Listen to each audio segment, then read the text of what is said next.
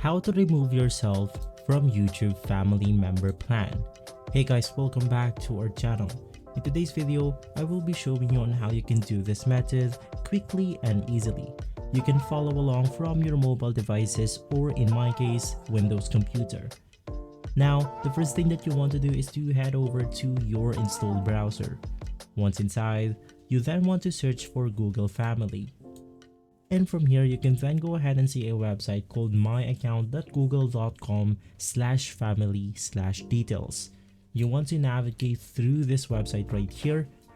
And once inside, you will be able to see all of your family on your Google account. From here, you can then go ahead and see all of the members join into this specific family plan right here. If you want to remove yourself, you can just go ahead and click on it. Click on remove yourself, or in my case, since I am the family manager, I have the delete family group button. From there, you will be able to remove yourself from the family plan on YouTube. If this video has been helpful, leave us a like and subscribe. I'll see you on the next one. Thank you.